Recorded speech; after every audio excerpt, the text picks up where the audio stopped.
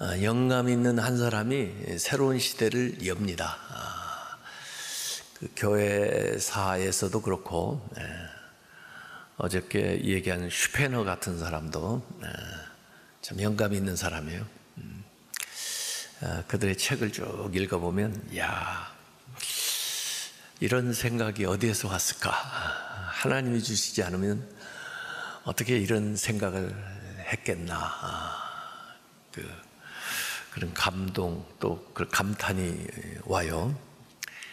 이 발명가들도 전부 보면 과학자들, 영감 있는 또 새로운 사업을 시작하고 또 새롭게 일하는 사람들 봐도 영감 있는 사람들입니다. 그래서 에디슨, 아인슈타인, 얼마 전에 빌 게이츠가 한국 다녀가던데, 빌 게이츠, 스티브 잡스, 저커버그, 젠슨 황, 이런 사람들도 대단한 영감을 받은 사람들입니다. 그래서 이 영감은 어느 분야에나 다 필요하고, 또 새 일을 하는 데 있어서 새 역사를 이루어 나가는 데서 아주 필수적이다, 이렇게 생각합니다. 오늘 읽었던 열왕기 하 2장에는 이 멘토링이 나와요. 엘리야에게서 엘리사로 넘어가는 그 연결고리가 기록이 되어 있습니다. 엘리사가 갑자기 이름이 열왕기 하에 딱 등장을 하는데, 이전에 없었던 사람은 아니에요. 이전에 엘리야가 선지자들, 선지학교를 이렇게 이 제자들을 가르칠 때 그 일원이었었어요, 이 엘리사도. 그런데 이름이 안 나오는 것은 전체 학생 중에 하나였는데, 뭔가 개인적으로 언급할 일이 없었기 때문에 이전에는 안 나왔죠. 그런데 이제 엘리야 사역을 마무리하는 그때에 이 엘리사 이름이 나옵니다. 그래서 제가 항상 설교할 때 그런 얘기합니다. 부모님이나 선생님을 젊어서도 잘 섬기고 또 따라다녀야 되지만, 돌봐드려야 되지만, 마지막에 잘해드려야 된다. 왜냐하면 요새는 이 노인들이 지혜로워가지고 마지막까지 중요한 건 딱 깔고 앉아 있다가 마지막 잘하는 자한테 딱 주고 갑니다. 그러니까 부모님 섬기는 일도 마지막까지 잘하는 사람이 제일 귀한 거, 좋은 것을 받습니다. 그런 걸 잘 못하는 것 같아요. 그래서 엘리야가 여기 이제 길갈, 베델, 여리고, 요단 이렇게 다니는데, 왜 이렇게 다니느냐? 마지막 이제 당신이 세운 선지 학교 제자들을 이제 신방하고 가려고 돌아다니는 거죠. 그런데 이곳을 계속 엘리사가 따라다녀요. 근데 엘리사가 계속 따를 때마다 엘리야가 반복적으로 이제 그만 따라와라, 만류를 해요. 그런데도 또 불구하고 엘리사가 계속 따라다녀요. 심지어 그 지역에 있는 그 생도들도 그 엘리사를 만류합니다. 이제 가실 텐데 이제 연로하셨는데 뭐 이렇게 계속 따라다니느냐, 뭐 더 바랄 게 있느냐, 뭐 그런 거죠. 그런데도 불구하고 이 엘리사는 포기하지 않고 계속해서 그 지역을 마지막까지 따라가는 이야기가 성경에 나와 있습니다. 저는 이걸 영적 갈망이라고 그래요. 영적 갈망.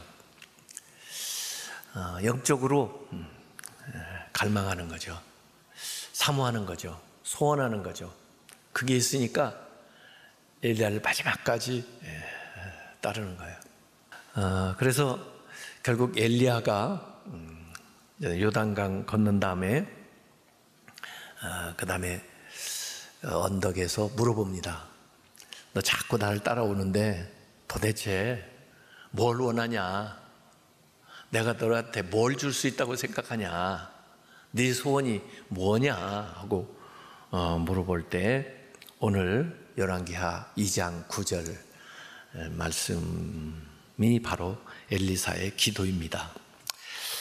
당신의 성령이 하시는 역사가 갑절이나 내게 있게 하소서.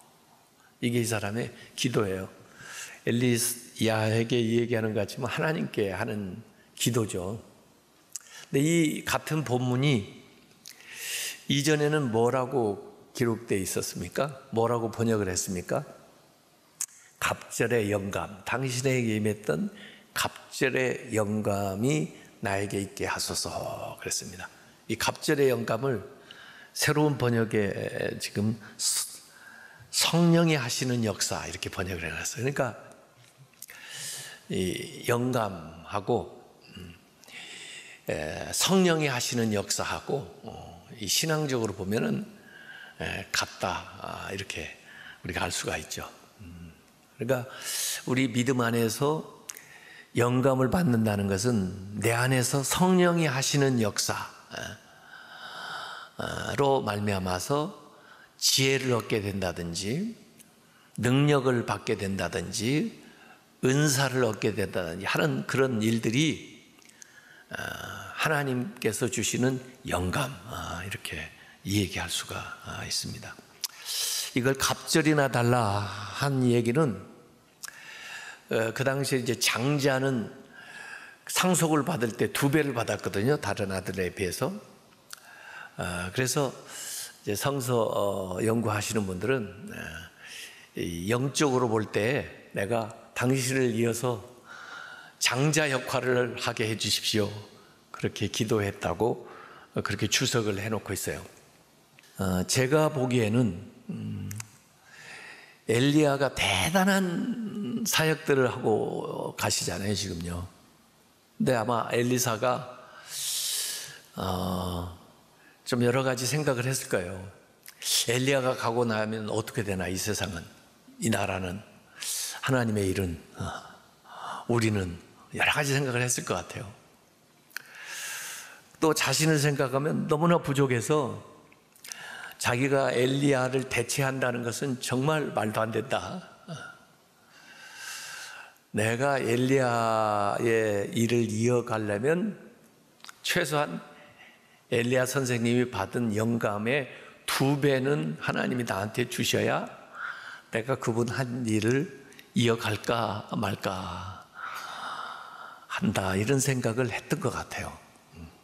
겸손한 생각이죠. 저는 저같이 부족한 사람은 당신에게 임한 성령의 그 갑절이나 제가 받아야 이 일을 어떻게 해볼 수 있을 것 같습니다. 그러니 제가 그렇게 되도록 좀 기도해 주십시오. 그렇게 엘리야에게 부탁을 하는 거죠. 그런데 결국 이렇게 사모하고 갈망하는 것은 얻게 됩니다. 엘리야 승천하고 나서도 엘리사가 하나님을 불러요. 엘리야의 하나님은 어디 계십니까? 하고 부르잖아요. 갈망하는 거예요. 엘리야의 하나님을 부르는 거예요. 엘리야의 하나님, 나의 하나님이 되십시오. 엘리야의 하나님이 엘리야와 함께 가십니까? 저에게 엘리야 대신 임하여 주시옵소서, 뭐 그런 말 아니에요.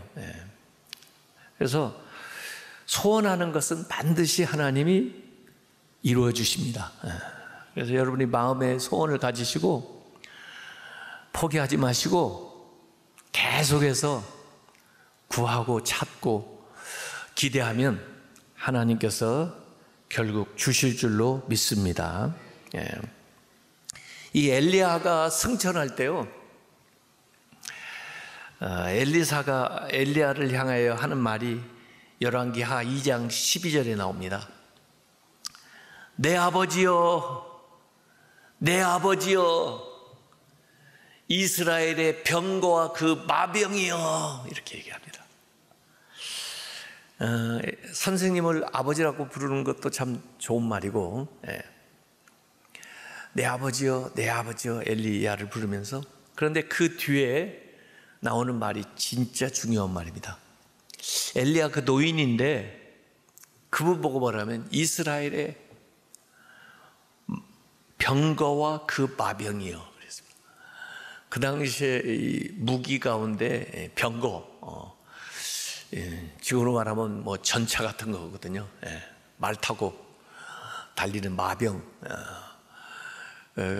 대단한 군사력인데 그것도 한두 사람이 아니고 이스라엘 전체의 군대, 무기,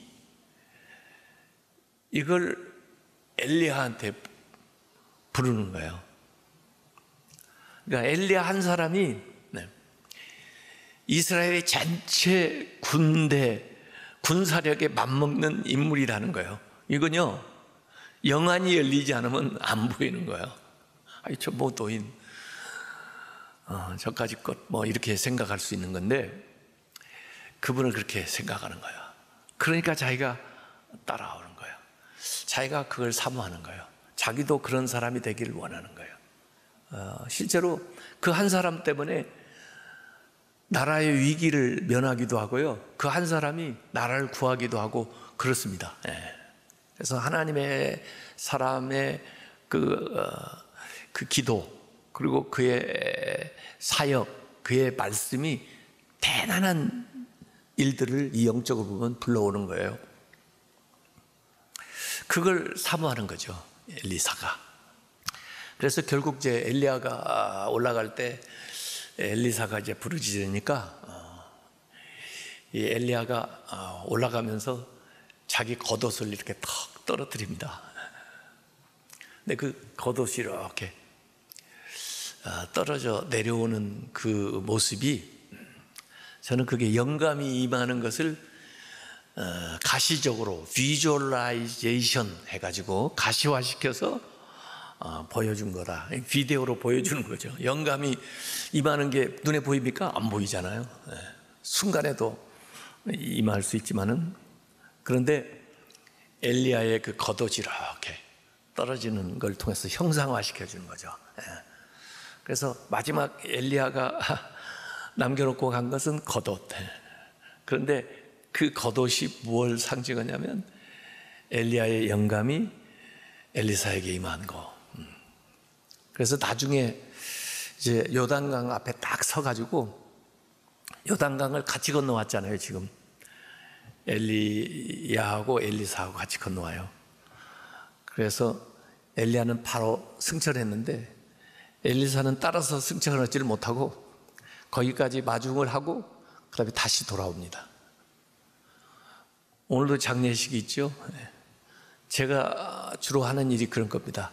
요단강 푸른 물에 노젓는 뱃사공 해가지고 저 가서 안녕히 가세요. 그러면 같이 따라가지 않고 다시 돌아옵니다. 또 밑에 또 이렇게. 그러다가 언제 이제 누가 저를 데려다 주겠죠. 그러면 이제 가는데 엘리사가 돌아오는데, 엘리야의 마지막 이적, 엘리야가 행한 이적이에요. 자기 겉옷을 벗어가지고 그 요단강을 딱 치니까 갈라졌었거든요. 그래서 엘리야하고 엘리사가 같이 건너왔잖아요. 그런데 이제 엘리야는 가고 자기 혼자 남았는데 그 엘리야의 겉옷을 딱 가지고 그 요단강에 서서 엘리야처럼 하는 겁니다. 이 엘리사가. 엘리야의 하나님은 어디 계십니까? 그러고는 탁 쳤더니 와, 놀랍게 요단강이 촥 갈라지는 거예요. 엘리야가 한 것처럼. 그래서 그 마른 땅으로 건너서 다 오는데 강 건너가는데 거기 지켜 서 있던 그 제자들이 전부 엘리야를 보고 와서 무릎을 탁 꿇습니다. 왜냐하면 그 이적을 보고 엘리야의 영감이 엘리사에게 임했다는 것을 가시적으로 보고 인정을 하는 거예요. 그래서 당신이 엘리야의 후계자인 것을 우리가 인정합니다 하는 표시로 다 그 앞에 무릎을 꿇죠. 그래서 여기 보면은 엘리야의 마지막 이적이 엘리사의 첫 번째 이적으로 연결고리가 딱 이어져요. 그래서 엘리야가 왔던 길을 되짚어서 다시 그 선지자들을 학생들을 만나러 이 엘리사가 갑니다. 그렇게 해서 다시 가는 게 그 요단에서 여리고로, 여리고에서 베델로 가면서 이적 같은 일들이 그곳에서 일어나죠. 그래서 자타가 공인하기를 이 엘리야의 영감이 엘리사에게 임했구나. 그리고 그 보이는 것은 이 겉옷이에요. 엘리야도 아주 불같은 대단한 역사를 일으켰죠. 아합하고 상대를 해야 되니까 엄청난 불이 임하고 뭐 하는 또 흉년이 당하고 뭐 여러 가지 일이 있었는데 엘리사의 사역은요 굉장히 치유하고 회복하고, 그러니까 엘리야는 남성적인 그런 사역을 했다면 엘리사는 모성적인 사역을 많이 해요. 먹을 거 없을 때 보리떡 20개로 100명 먹여주고, 또 마실 수 없는 물을 해독해서 먹게 해주고, 나아만 장군 한센시병 고쳐주고, 과부 아이 죽은 거 살리고, 수냄 여인 또 도와주고, 또 그 아들 살리고, 하여간 이 엘리사의 이적에 대한 기사는 엘리야보다 훨씬 더 많이 성경에 기록이 되어 있습니다. 그래서 제가 이제 거기에 착안해 가지고 썼던 책이 삼중혁명의 영성이라는 책이에요. 제가 쓴 책이 많지만은 제일 아끼는 책이 그 책이거든요. 삼중혁명의 영성. 이것은 새로운 시대에 20세기에서 21세기로 넘어가면서 패러다임이 이렇게 바뀌어야 되는데, 마치 엘리야의 시대에서 엘리사의 시대로 바뀌듯이 세 가지 주요한 것들이 바뀌어야 된다. 하나는 유형에서 무형으로, 보이는 것에서 보이지 않는 것으로, 또 하나는 외면에서 내면으로, 밖에 대한 관심에서 내면에 대한 관심으로, 또 하나는 강한 것에서 부드러운 것으로, 이렇게 하드웨어에서 소프트웨어로 이렇게 바뀌어 나가야 된다는 것을 제가 그 책에서 썼었는데, 주로 이 영감, 이 인스피레이션이라고 그러죠. 인스피레이션 영어로. 근데 비슷한 단어가 인포메이션이 있습니다. 인포메이션. 지금 지식 정보 사회라고 그러잖아요. 뭐 관심 뭐 이런 것들이 전부 옆에서 오는 것들입니다. interest, information, 이게 옆에서 오는 거예요. 그것을 우리가 지식도 그렇고 잘 습득해가지고 활용하면은 이 무형이지만은 유형의 것들을 만들어내는 것들이죠. 그런데 이 인포메이션, 옆에서 오는 인포메이션보다 더 중요한 게 인스피레이션, 하나님이 위에서부터 주시는 영감이라는 거죠. 그래서 세상 사람들은 지혜를 구하지만, 지식을 구하지만 우리는 지혜를 구해야 되고, 세상 사람들은 정보를 구하지만 우리는 영감을 구해야 되고, 세상 사람들은 관심을 구하지만 우리는 감동을 구해야 되고, 뭐 그런 얘기를 제가 하고 있죠. 근데 에디슨이 그런 말 한 거 아세요? 천재는 99%의 노력과 1%의 영감으로 만들어진다. 이 말을 좀 오해한 사람들이 많이 있더라고요. 그러니까 노력을 많이 해야 돼. 99%의 노력이 필요해. 그걸 에디슨이 강조한 것처럼 얘기하는데, 에디슨이 원래 강조한 건 뭐냐면 아무리 노력해도 1%의 영감이 없으면 안 돼. 결정적인 것은 1%의 영감이라고 그 말을 한 거예요, 에디슨은요. 그래서 우리가 열심히 노력하는 거 다 중요하죠. 그런데 그 1%가 전체의 차이를 만들어내는 거예요. 영감이 있냐 없냐가 중요한 거예요. 모든 분야에. 심지어 음식도요, 어느 음식점에 가서 음식을 탁 먹으면 영감이 있는데 그런 느낌이 딱 와요. 아니라 다를까 삽이 잘 돼요. 이 작가들도 이렇게 책을 쓰는 거 쭉 읽어보면 이 사람이 영감을 받았네. 꼭 하나님이 주시는 영감, 우리는 이제 성령이 하시는 일이지만 세상에서도 영감이 있어요. 과학자들, 사업가들 다 영감. 그러니까 열심히 노력만 한다고 되는 게 아니에요. 더구나 지금 21세기는 AI도 GPT도 명령하면 다 알려주는데 그들하고 우리하고 차별화할 수 있는 게 뭐냐면 영감이에요. 그들은 영감을 받지는 못해요. 그래서 영감 있게 일을 해야 됩니다. 근데 그 영감을 어떻게 받느냐, 그게 이제 진짜 더 중요한 거죠. 그래서 한번 잘 생각해 보세요. 어느 때 정말 기발한 아이디어가 떠오르든가 새로운 생각이 어느 때 나든가 이걸 한번 잘 생각을 해보세요. 이 성경에도 보면요, 영감에 대한 이야기가 많이 나옵니다. 다윗이 영감을 받아가지고 성전의 설계도를 다 작성을 해요, 이 다윗이. 그래서 그것을 솔로몬에게 물려줍니다. 필요한 재료까지 다 해서. 그러니까 모세도 성막 제도에 대해서 하나님이 주신 영감을 따라서 하게 되죠. 그러니까 노아도 방주를 만들 때 하나님이 주신 영감을 따라 하는 거죠. 그리고 성경에 감동된 사람, 그렇게 나오는 것도 영감 받은 사람이에요. inspired 된 사람이라는 뜻이거든요, 영어로. 그러니까 하나님의 감동을 받은 사람, 그 하나님이 영감 준 사람이거든요. 그게 다윗, 아까 또 요셉, 이전에 요셉. 그러니까 요셉이 그 꿈이나 회몽하고 여러 가지 정책을 세우고 하는 것이 전부 이게 영감을 받았기 때문이에요. 다니엘, 느헤미야, 이런 사람들이 다 영감 받은 사람들이에요. 심지어 성경도 하나님의 영감으로 됐다고 그러잖아요. 하나님이 영감을 주셔서 바울 이런 분들이. 그래서 여러분들이 영감 받는 스팟을 한번 생각을 해보시라고요. 저는 주로 책 읽을 때 영감이 많이 떠오릅니다. 다른 사람 책이라도 읽으면서 이게 촉발이 돼서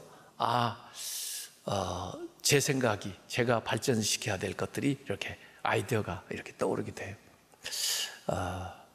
책을 읽을 때, 또 잠시 쉴 때. 그래서 일만 많이 하지 않고 어느 때 이렇게 기간을 정해놓고 좀 쉬어요. 조용한 시간에 묵상하면서 기도하면 새로운 생각이 이렇게 옵니다. 주로 기도하고 난 다음에 많이 생각 떠오르기도 하고 그래요. 그때마다 요새 이제 스마트폰에다 다 저장을 해요. 저는 거기 설교 노트,